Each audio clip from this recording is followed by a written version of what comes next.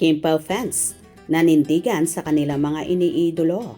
Pagkikita ng Kim Pao at Ekonin, lanado nga ba?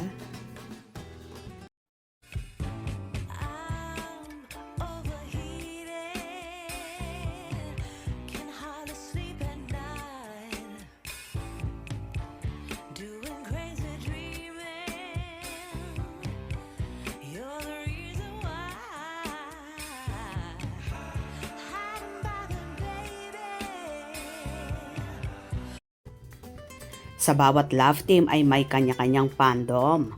Ang iba ay naiintindihan ang mga issues ng kanilang mga iniidolo. May iba naman na sarado ang utak at minsan nakikipagbangayan pa sa mga taong naninira at nanglalait sa kanilang sinusuportahan at tambalan. Kaya minsan ay nagkakaroon ng kaunting kaguluhan lalo na't kung ang involved na mga tao ay minsang nagkaroon ng ugnayan. Sa gitna ng sigalot, lumalabas ang tibay ng suporta ng mga fans para kay Kim. Ang naratibo na nabubuo sa online community ay tungkol sa class at breeding. Para sa kanila ang ginawa ni Kim na pagbati kahit na may issue ay tanda ng kanya magandang pag-uugali at edukasyon. Sa kabilang banda, ang inaakusahang pang-iisnab ay binabato bilang kawalan ng pinag-aralan o proper etiquette ayon sa matinding komento ng galit ng fans kung saan sinasabing dinedma raw at hindi binati ni Janine si Chinita Princess sa isang event ni Miss Garlic Garcia kung saan nagkaroon nga ng birthday celebration at invited nga ang Kim Pao ni na Kim Chiu at Paolo Abilino. Ganon din ang Ekonin ni na Janine Gutierrez at Jericho Rosales. Naniniwala mga taga-suporta na may sadyang gustong sumira sa imahe ni Kim at ang tambalang Kim Pao, ngunit hindi sila nagpapatinag. Ang insidenteng ito sa halip na magpahina sa kanila ay lalo pang nagbuklod sa fandom upang protektahan si Kim. Ayon sa kanila, hindi deserve ni Kim ang ganitong trato lalo na sa mga social gathering kung saan dapat ay masaya ang lahat. Ang pagiging hot topic nila ngayon sa social media ay patunay lamang na bawat galaw nila ay binabantayan at ang anumang mali siya ay agad na napupuna. Ang insidenteng ito ay nagbubukas ng mas malawak na usapin tungkol sa dynamics ng mga love teams at real-life relationships.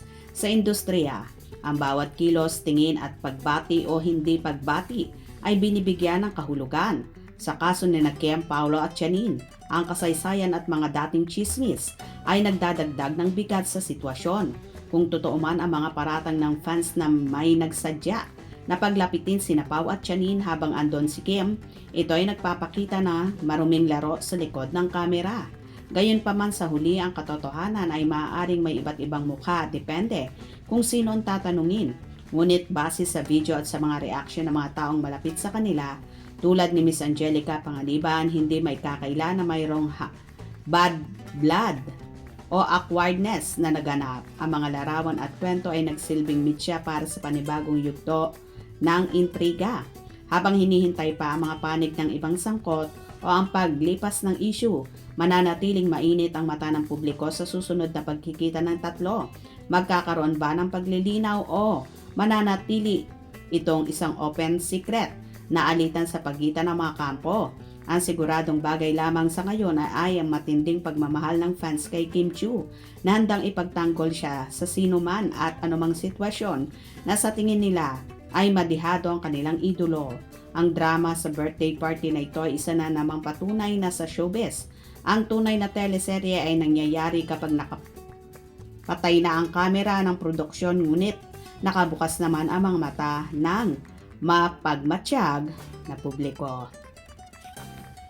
Well, wag nang gawing big issue pa ang pagkikitang yon ng tatlo. At sa pagbati naman ni Janine kay Paolo, wag na rin nating lagyan pa ng meaning yon.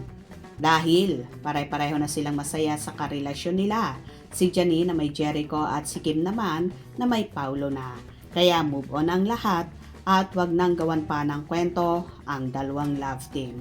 Gets nyo ba? Hope you enjoy. Please subscribe for more info.